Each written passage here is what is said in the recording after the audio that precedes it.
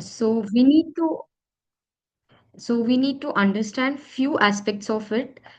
I will show you the returns also, and I'll discuss what are the basic requirements and what are the basic compliances which we need to do from GST perspective as a regular assessee. So first of all, I have not made any presentation. Whatever is going to happen is going to be a discussion, and I would like active participation from each one of you so that I'm able to help you out with your queries also in the same place, and whatever we are discussing, we are on the same page. All right. So I can see, can I see some thumbs ups on the, yeah. So nice. Let's start with it. So when we say GST compliance, what do we mean by that?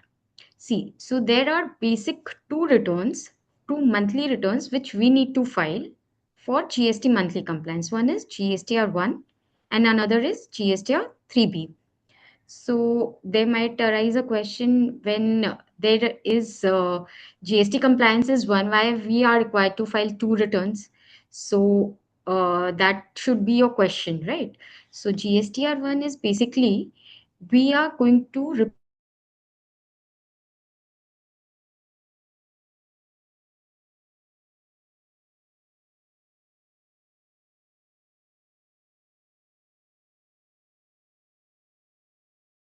the GST compliance for you have to report it by next month, either by 11th or by 13th.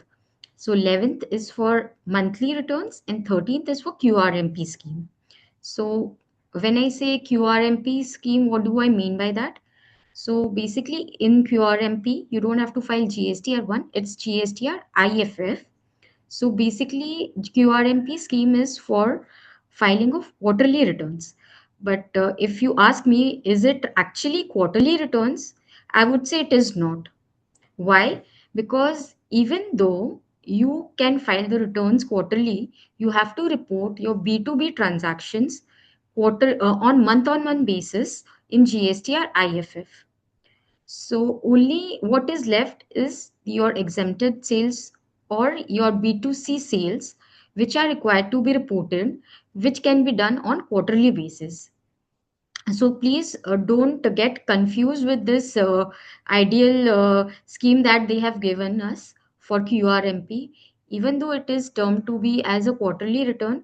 But most of the things like the quarterly return is not much of help, because if you have to make the payment month on month basis, you have to report your B2B invoices on month basis. So there arises no question of delaying it for another 2 months, because everything is to be done on month to month basis apart from reporting the B2C supplies and the exempted supplies. So if we clear our mind, we have to understand it is a monthly return, and quarterly return is just there for small taxpayers who are having the turnover below 1.5 cr, who can who have the option of reporting the B2C supplies and their exempted supplies, if any, on quarterly basis. So again, when we come to GSTR1, we have to be very clear on to what are the reporting requirements of this particular return. So for that, I would like to open one of the GST I will be logging into the GST portal. If you also have any access to GST portals, you can use that on your laptops, or you can see my screen. I'll be just sharing my screen in 2 minutes, where I will be showing you how and what are the requirements of GSTR 1 returns. Before doing that, we also need to understand few aspects of this particular return that we are discussing. So GSTR 1 return, everyone is required to file, all the regular taxpayers, on month on month basis. So I would like to share my screen now. I hope you are able to see my screen. Can I have a thumbs up if you are able to see my screen? Yeah. So now this is the GST portal. I have logged in here. This is basically gst.gov.in. which I have logged in. And now we have to understand what are the important things here. First is the dashboard, another is the services, which is the main tab here. So if you go, you can obtain registration from here. If you go to ledgers, you can see the various cash ledger, liability ledger, and all the other ledgers here. And here is my return, and I'll come to the return dashboard. After going there, I'll select the year. Say we are doing it for April, and I'll select it. Then I'll scroll down. I'll come to GST or one returns. So if you see, there are two options here. Either I can prepare it online or I can prepare it offline. So if I have to prepare it online, I'll click on this tab. Now see, if you see the tab, you can see the due date is mentioned here. So 11th of May 2026 is the due date for filing for April. Since this I have logged in for a regular taxpayer who is filing monthly returns, you can see this person is required to file the return for April month by 11th of May. Now I will go to the prepare online. Now let me see what are the options and what are the tables that are coming here. So first of all, I'll see that the GST of the person, the tax period, the legal name, trade name, everything is mentioned along with the financial year, period, and the due date. Going on to another thing, the first option you can see is file nil return. So if you want to file a nil return for this particular month, all you have to do is select your, and then you have to go again and do it as a file statement. All right, you will download it in Excel and then you will file the statement. If this only happens if there are no transactions, no supply during the month, but we are not going to do that. Now again, I will take you table wise so that it becomes more clearer to you and you can understand what we have to fill in each and every table of it. So if I click on this first table, it shows it's written as 4A, 4B, 6B, 6C, dash B2B, SEZ, DE invoices. What does this mean? So this means B2B, SEZ and deemed exports. So what if we understand B2B is business to business? What do you mean by business to business? Business to business, as per GST terminology, is anyone who is registered person. All right. So anyone who is registered person is considered as a B2B supplier. There might be certain suppliers who are also businesses, but they are not registered under GST. So they won't come here because they are not B2B because they are not registered. So those will go in B2C.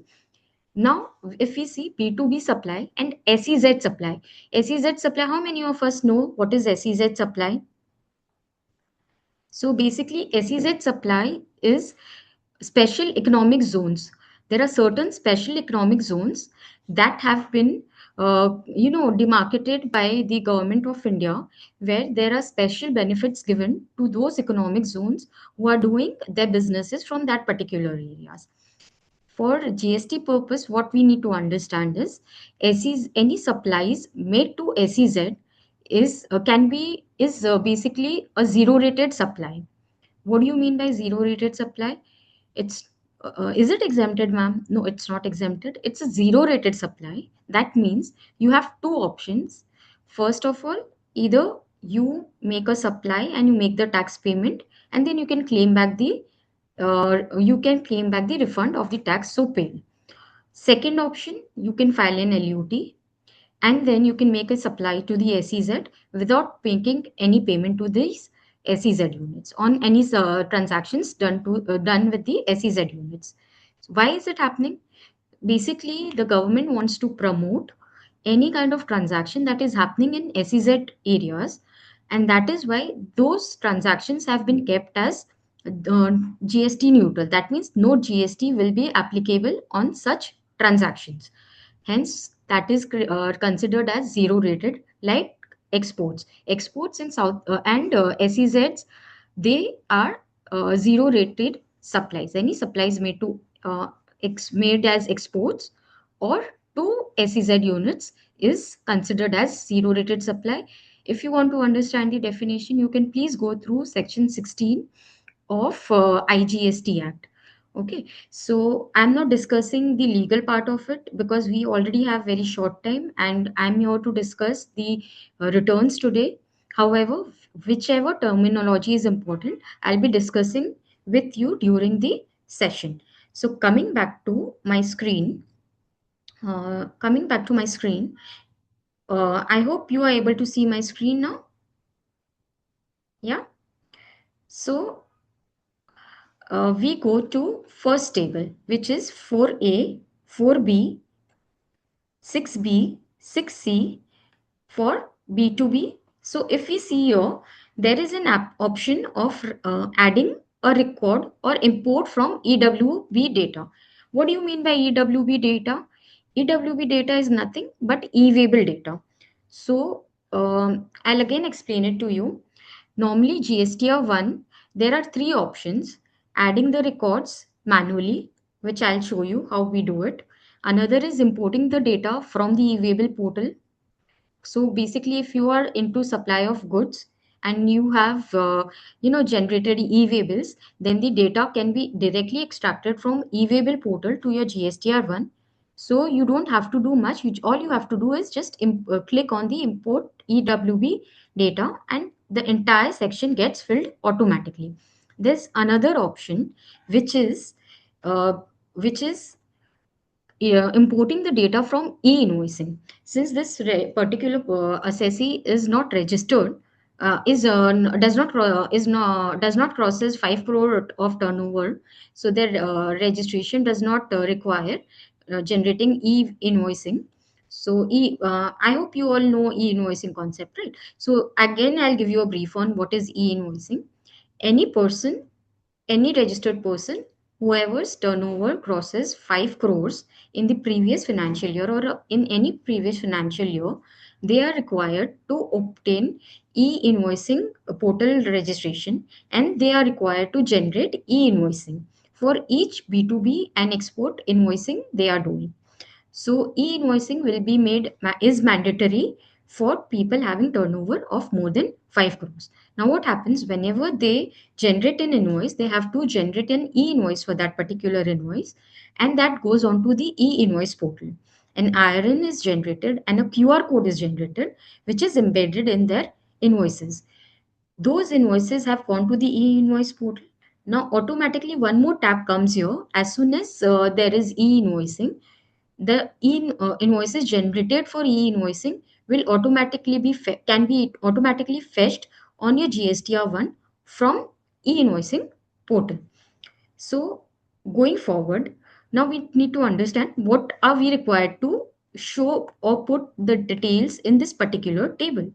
We have to first select whether it is a deemed export, whether it is SEZ supplies with payment or without payment, whether this attracts any reverse charge, whether it is an intrastate or an interstate supplier.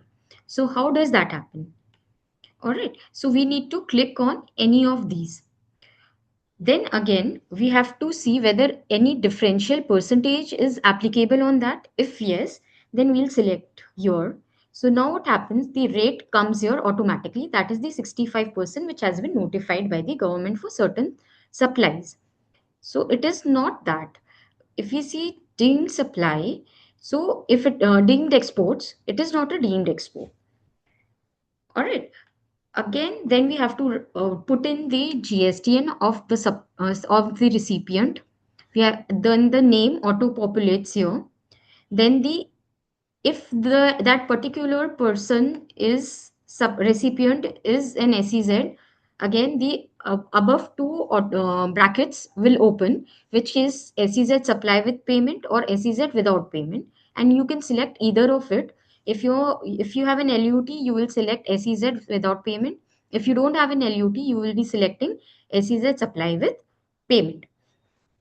Then if it's not an SEZ supply, then it's a regular supply.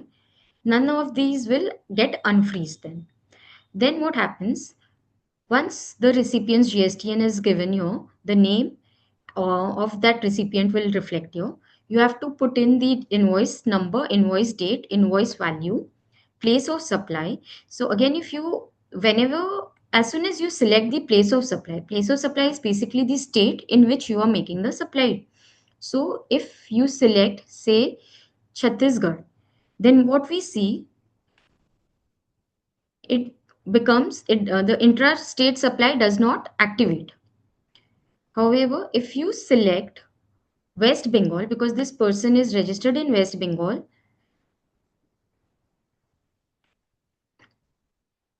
CGST will, if we write a value, I'll just show you.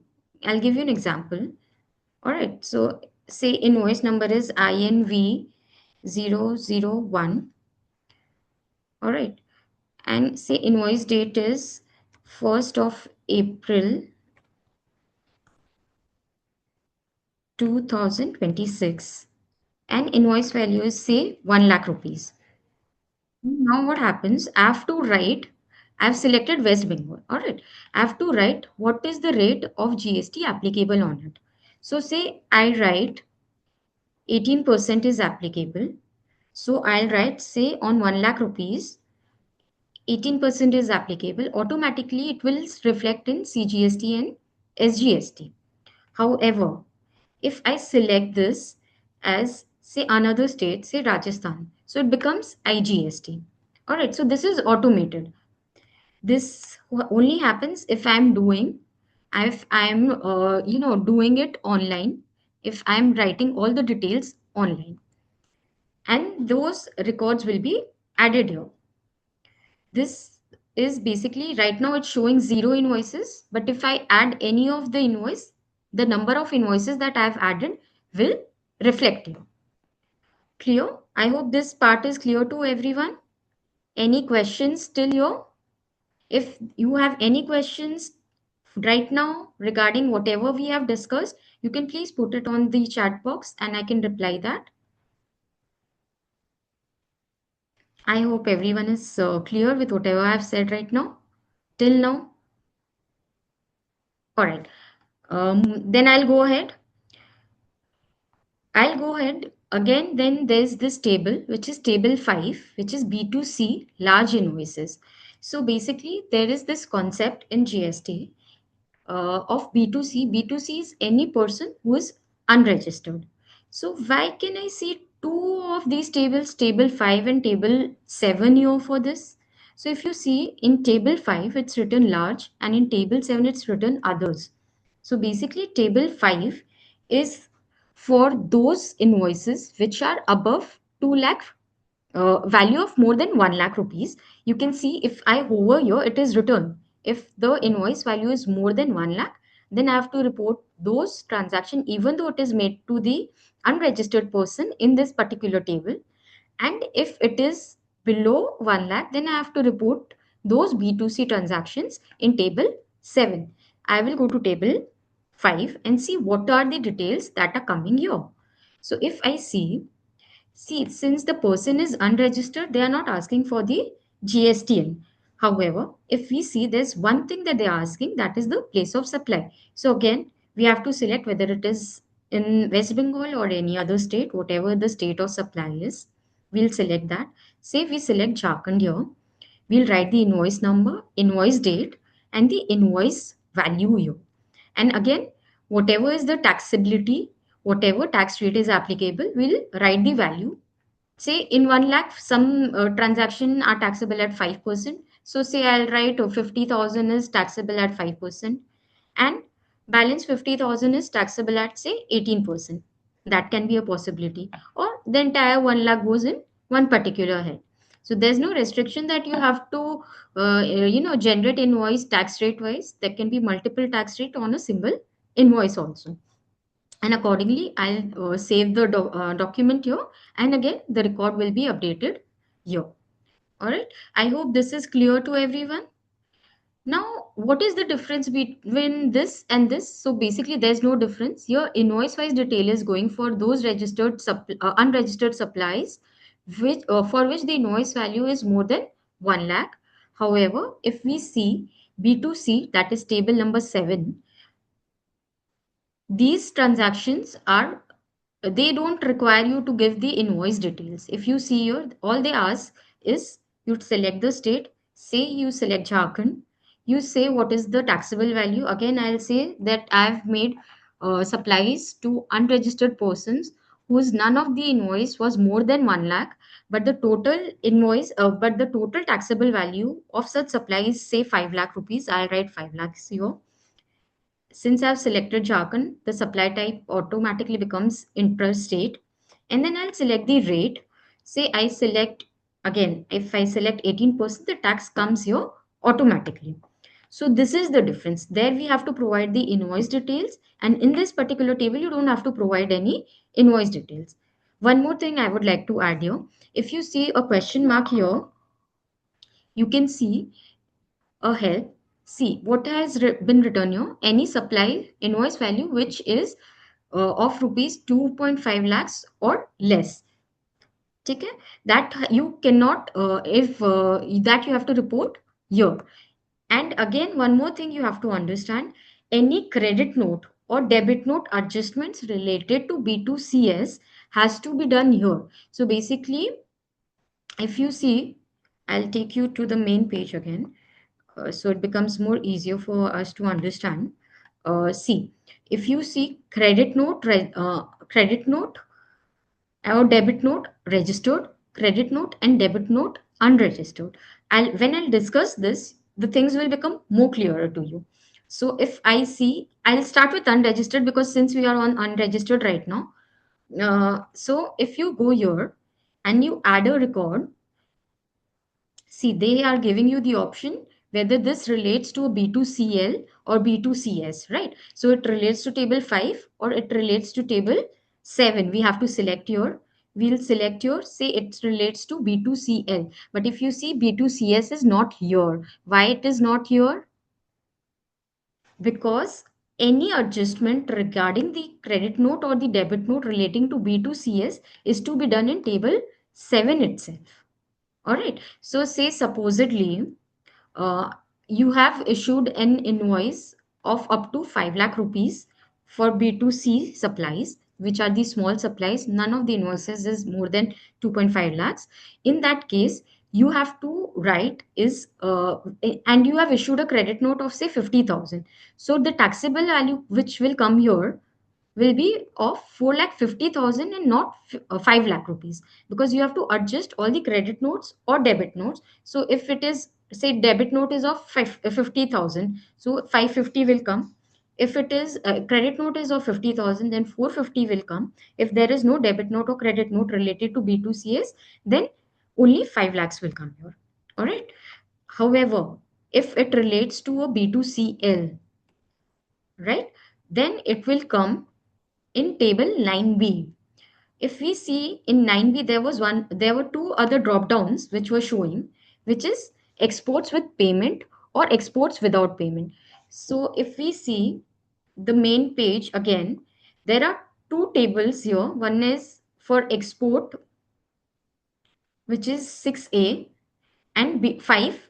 So if we have to do any credit notes related to B2C or 6A, it will come in 9B unregistered. All right.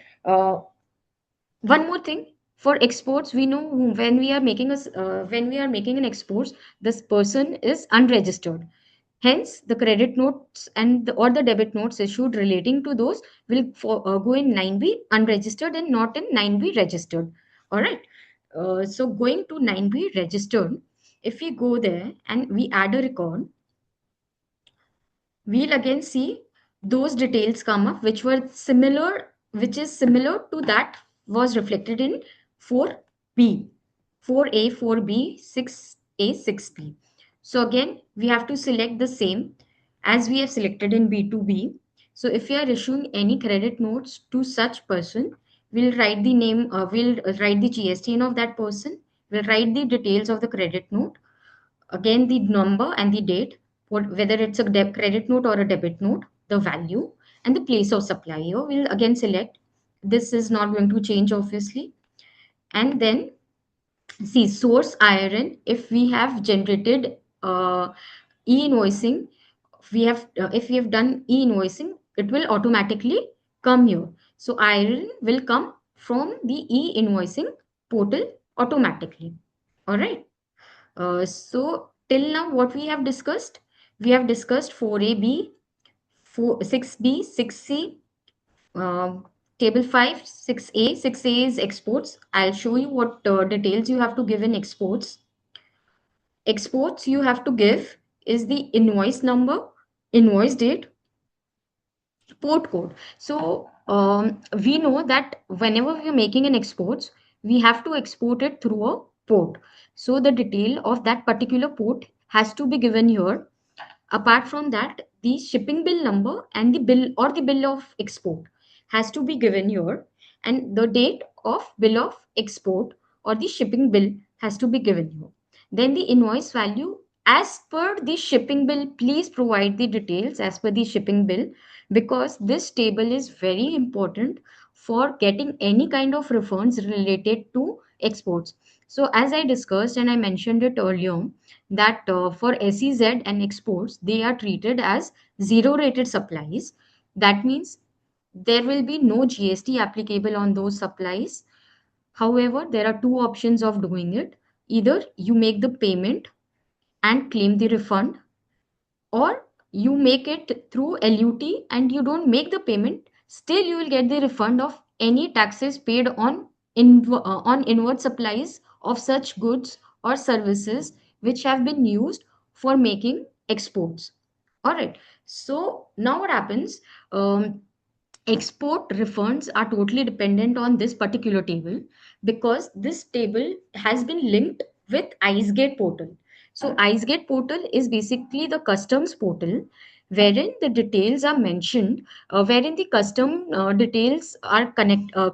details, basically the shipping bill or the exports that you're making, the details of the shipping bill are automatically generated by the customs and are reflected on the IceGate portal. So what happens, as soon as a shipping bill is generated, it comes on my IceGate portal, and those shipping bill details are matched with this invoices, what invoice details or the shipping bill details that we are going to put in table 6A. If it matches, then only your refund will be processed. In case it does not match, if even if there is a difference of 1 paisa, then your refund will not be awarded. So please understand, it is very important that we fill in this table very particularly, if there is very reasonably, and in a correct manner, so that there is no issue regarding the refund, and our refund is processed automatically after filling in the correct details in this particular table. So please understand, this is one part of it for processing the refund under exports, and the another is GSTR 3B. I'll show you that particular table also when I'm discussing GSTR 3B with you. In GSTR 1, table 6A is of utmost importance, and what is the most important part here is that you cannot make any changes. There should not be any difference in the values and the details reflecting in your shipping bill, and the details on the details that is reflected in table 6A of GSTR 1. So please understand, if you are right, if in your shipping bill the value is say 1,80,000 uh, 20, so do mention 1,80,020. Don't change it at all. Don't make it 1,80,000. Then your refund will not be processed. Even the decimals are are not to be ignored. If it's say 1,80,020.59, please mention that. Whatever is mentioned in your shipping bill. So for this exercise, what we need to understand, first of all, shipping bill should be there with me, so that whenever I'm filling up the export details in table 6A, it is correctly available with me, so that I put in the correct details and there is no delay or rejection of my refund. All right. So now here, if you see invoice number, invoice date, port code, shipping bill number, shipping bill date, invoice value, then it is automatically interstate, and there are two options, with payment or without payment. So if you would select with payment, you have to write under what tax rate it is taxable, say 5%, and I will write say it was 1,80,000. So 1,80,000, so it will come here as 90. Oh, sorry, I've taken it as 18 lakhs. So if I write is at 1 lakh 80,000, the value of IGST will come as 9,000. So this 9,000, if you have made the payment, since you have made the payment with payment of tax, you will get the refund of this. If all the details provided in this table and in table of GST or 3B is correct, your refund will be automatically processed by the IceGate portal. All right. Am I clear on this? Anyone having any question regarding this can please go ahead and ask me specifically for exports. Any question? I hope there's no question. Okay, there's no question. So I'll go ahead. Here I've selected with payment. If I select without payment, what happens? Even if I write it in any of the columns, say I write it here 1,80,000. See, no tax is being auto populated because I have to pay or I have paid no tax for exporting such goods or services. All right. So this is clear. Okay, one more question which will come to you. This export invoices for goods and services, I'll again clear it up. For goods only, there'll be a shipping bill and bill of export. For services, there is no shipping bill and no bill of exports. All right, so in case of export of services, please don't ask for shipping bill or bill of exports because it's not present there. It is only in case of supply export of goods that the shipping bill will be there because it crosses the custom border. But for supply or for exports of services, even though it is being given to another country, the service is being provided to another country, even though it is crossing the customs virtually, there is no proof of it apart from the payment that it will normally come in any other foreign currency apart from INR. But for some countries, even INR is accepted, like for Bhutan and Nepal. Um, Again, please refer to section 16. All the details are given section 16 of IGST Act, and please go through the definitions of supply, export of goods and export of services. When are they qualified and when are they considered to be a export in case of goods and services, which is again defined in IGST Act. If there is time later on, I will surely discuss that with you. Then comes table. So we have covered 4AB, 6B, 6C, 5, 6A, 7, 9B, 9B. Now if there we can see there's another table 8A, 8B, 8C and 8D which relates to nil rated supply. So if you see there are four rows here. If you see it's what is this? Four rows and three columns are there. First is we have to make it is just a mere declaration that goes here that if you have made any supply which is nil rated or exempted or a non GST supply to intrastate to registered, intrastate to unregistered, interstate supply to registered, interstate supplies to unregistered, you have to give the details in these particular division here. So first of all, what does nil rated supply mean? uh, as far as I understand, there is nothing called nil rated supplies. However, they have given this particular column here because there is one column in the notifications where they have mentioned nil rated, but none of these supplies have yet been classified under this particular column. However, what is exempted? Anything which is exempted under section 11 of the Central Goods and Service Tax Act will be coming here in this particular format where you will be telling them declaring whether it's an intrastate registered whether the supply has been made to an intrastate to it is whether intrastate or interstate, whether it is done to registered or unregistered. All right, so exempted will come here, and there's another thing here which is non GST supplies. You can see it's written here, or it's written here, non GST supplies. So what is non GST supply? So if we see, if we read section 9, certain supplies have been specifically kept out of the ambit of GST, which has been mentioned in section 9. If you see section 9.5, then there are the petroleum products, and then there is agriculture, which has been removed, which has been removed, which is not considered as a supply.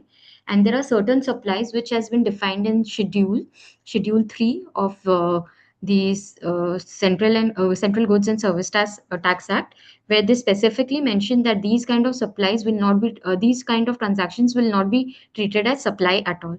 So those will be reported in non GST supplies. All right. I hope this part is clear to all of you. Is there any question regarding this? Please tell me how to show second hand car sale where GST is levied on margin. All right. So please understand, when there is a second hand car sale, so it is not only second hand car sale. It is basically you are selling your car which is there in your which is there as a business asset, and you are selling those that car. So GST is applicable on the marginal value, it is not applicable on the entire value. So now what happens, the invoice value, say you have sold the car for say 5 lakh rupees. All right, and the marginal value is say 2 lakh rupees. So your invoice value will become 5 lakhs plus GST on 2 lakh rupees. So GST will be applicable on 2 lakh rupees. So the taxable value becomes 2 lakh rupees and not 5 lakh rupees here. So there will be a difference in invoice value in this case, rather than other cases. Normally, what is an invoice value? Invoice value is taxable value plus GST. But in case of car sale, what will happen? Your invoice value will become your marginal value plus GST plus the value at which you are selling the car. So basically, it becomes 5 lakhs plus GST on 2 lakh rupees. All right. So that is how you will reflect that in GST. So again, if it is registered, so you have to show it in table 4B. If it is to unregistered, again, if it is more than 2 lakh 2.5 lakh rupees, you will be showing it as B2CL. If it is lesser than that, you will be showing it as B2CS. All right. Is there any question? I hope it is clear. Miss Singhi, Kala Singhi, I hope it's clear now. All right. Going back to the screen now again, if we see, we have covered 8A, 8B, 9B, 9C, 9B, and now we'll go to table 11.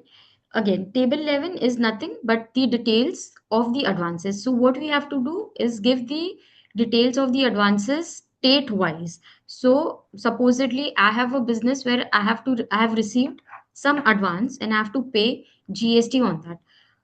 Uh, Is GST applicable on advance on goods, on supply of service, on supply of advance received on supply of goods? That's my question to all of you. Let me see how many of you are listening to me carefully. Is GST applicable on advance received for supply of no reply? Okay, so GST is not applicable on advances received towards supply of goods. However, it is applicable on supply of services. So if you are receiving any advances towards supply of service, then GST will be applicable. But for goods, no GST will be applicable. GST will be applicable for goods at the time of supply. That means if you have received the goods or you have generated the invoice, whichever is earlier. But for in case of services, GST will be applied if you are receiving any kind of advances for providing such services. You have to report that here on and on how you have to report it. You have to report it on state basis. So say you have you are going to make a supply to Jharkhand state and you have received some advances, you will report that here. You will write, say, you know that you have received, say, 1 lakh rupees, and subsequently that is going to be taxable at, say, 5%. Then you are going to write it here that 1 lakh rupees is going to be taxable at 5%, and you are going to mention it in this particular column. Please note, whatever advance you are receiving is inclusive of GST. So if in case you are going to receive 1 lakh as a whole, then you have to back calculate and write 8425 here, and the balance will come here. I'm just giving you a rough. So the balance will come here. So this becomes my taxable value, and the rest becomes my GST. All right. So you're not going to pay GST out of your pocket. You're going to pay GST from the receipt that you have totally received. All right. So you have to report that state wise. Then comes now we have reported advances. Subsequently, we'll be generating an invoice for that. So we have to report that here in table 11.1b and 11.1b2. So any advance that you have reported here is already on the portal. Now again, you'll select the state. Say again Jharkhand you select, and then you say you have received earlier say 1 lakh rupees. Now you have generated an invoice of say 50,000 rupees. So what will you do? You will adjust that 50,000 rupees here. So that 50,000 is adjusted here, balance remains, and you will be again adjusting that subsequently whenever you are issuing the invoice there. So what will happen now? You don't have to make the payment twice. So in case of supply of services, whenever an advance is received, you make the tax payment at the time of receipt of advance. Now again you have generated and reported the invoice say in before a or 5 or 7, but subsequently that advance, that tax is not to be paid again because you have already made the payment at the time of receiving the advance. So what we do, since we have already made the payment here, we will be putting the values of that for which the invoice has been generated here, so that it does not adds up to my liability. Whatever value you report, your liability will be reduced by that particular value. Am I clear on this, or shall I repeat it again? I hope I'm clear. All right. Going ahead, this is how advance works. We don't pay tax twice on advance, we pay it once, and and when we are going to report the invoices, we are going to adjust it. Now subsequently what happens, there's one more table which is HSN wise summary of outward supply. Yes, this is compulsory for all of us. The HSN has to be given. HSN, if you know, say it is 4 5, if you write here, the details will come here. All right. So HSN is to be selected. Say I select 4505. I'll write the description, whatever description I have used in my books of accounts. Then comes the UQC. UQC is the measurement. So you select in which quantity is it. Say it's in centimeters. What is the total quantity? What is the taxable value? What is the rate of tax? Then how much IGST has been paid, how much CGST and SGST has been paid. So this is for the entire GST one. All right. So supposedly entire supply for the month. So you have to report HSN wise details of all HSN wise detail of all the supplies made by you during the month in this particular head. So there might be 10 HSN, there might be 100 of HSN. So that has to be reported here. Then comes document issued. You have to mention, see, these details have to go there. For outward supply, how many invoices have you issued? You have to write it here. The serial number, say it is INV 011 to 100. So you write that. Out of that 100, if you have cancelled, say two of those, you write it in two in cancelled. That means net you have issued 98. So the net issue will come automatically. I'll show you one example. So say 100,000 to 100,40. All right. Total number is 40 and have say cancelled 2. So this will come automatically. Likewise, you have to give the invoices for outward supplies, invoices for inward supply from unregistered person, any revised invoices, any debit note, any credit note, receipt voucher, payment voucher, refund voucher, delivery challan for job work, delivery challan for supply on approval, delivery challan in case of liquid gas, delivery challan in case other than the way of supply, that is 9 and 10, So all these documents have to be reported monthly. What normally happens, a lot of assessees, they skip this. Maybe they are skipping it right now, but subsequently when there is going to be a audit or scrutiny, these things will be taken care of, that you have whether you have reported all the invoices or not. If they come for an audit, they check the number of invoices issued by you in your books, and it's not matching with the HSN details provided, then it will be a difficult thing for you or the client to explain. All right, so this detail is required and we need to mention it here. Apart from that, there's table 14, where any supply made through e-commerce operators. So nowadays we see that there are a lot of restaurants who, operate through Swiggy or Zomato.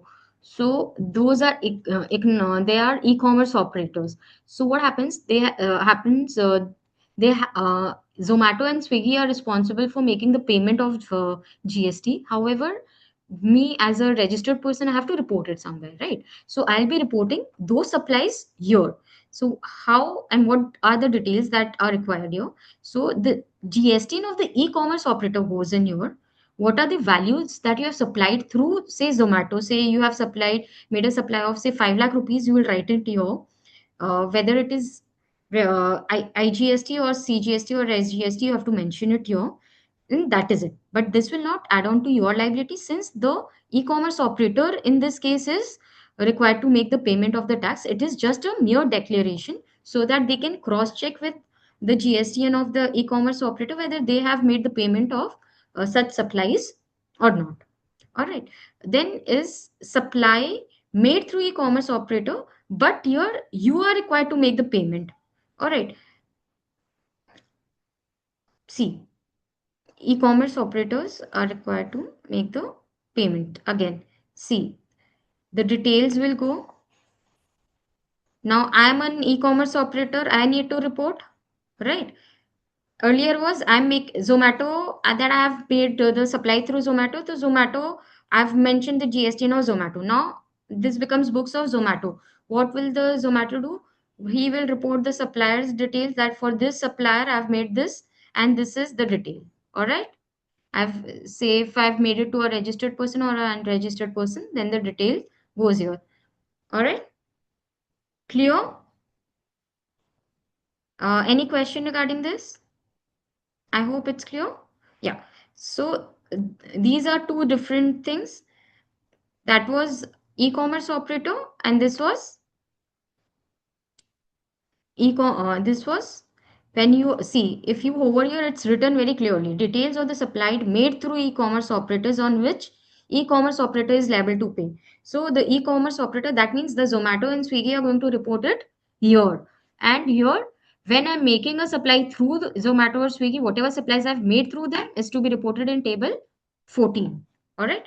Then is the amendment, any amendments that is required. See, won't be able to discuss the GST or 3B because it's already 10. All right, I'll discuss this part. Any kind of amendments that you have to make for B2B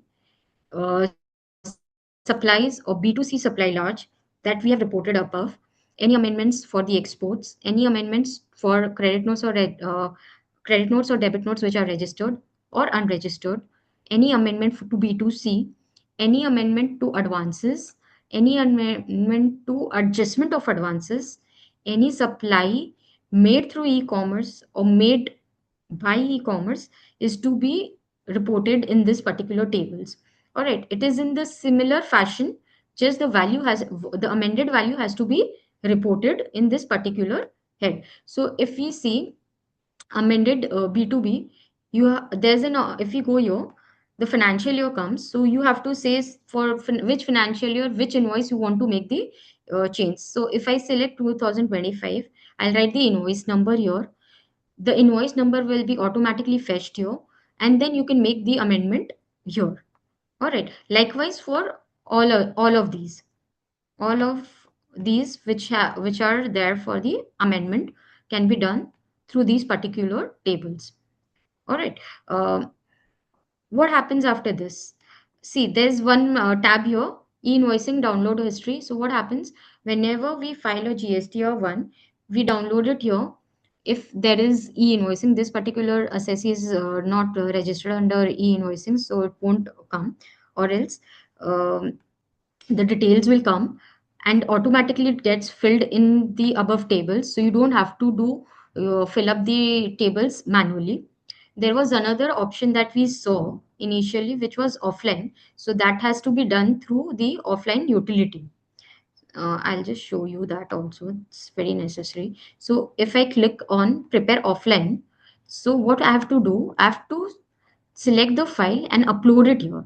For that, I need to have one that offline utility. So what happens? It can be through your CSV files. It can be through your softwares, say Tally or any other ERP. The report is generated. It is converted into it is converted into the format that is required to be uploaded on the GST portal. That is the JSON file, and that JSON file you have to upload from here, and it will be automatically uploaded, and that can be seen again in all the tables automatically.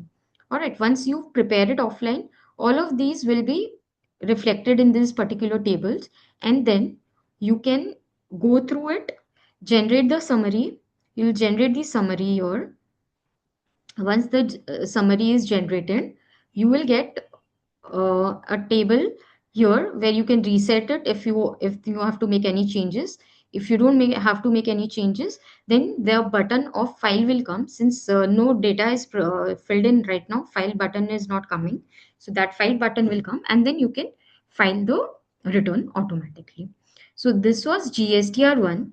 So I thought that I'll be covering GSTR 3B also with you today, but GSTR 1 itself is vast to understand, and didn't want to leave any tables, so that there's at least whatever we are doing it completely, and there's nothing left to understand on that part at least.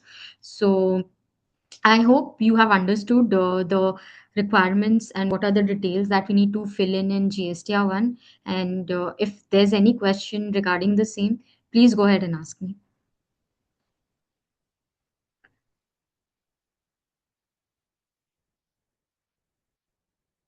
Oh, I did my job quite well. I suppose there's no question.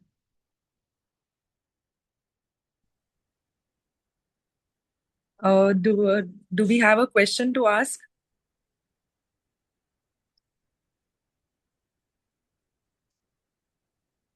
Uh, I think, Surbi, you gave us a wonderful insight of the entire portal, and it was very practical.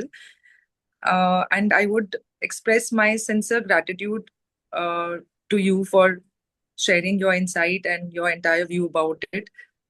In case there's any query, they can ask you. Oh, great. There's no question. I In think case you your topic have, was you can.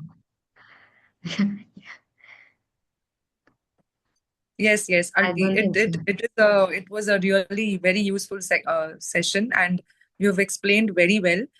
So thank you so much. So we conclude this session today. Wish you all a very great day ahead. Thank you. Thank you, Thank Surbi. you, Komal. Thank you, Komal.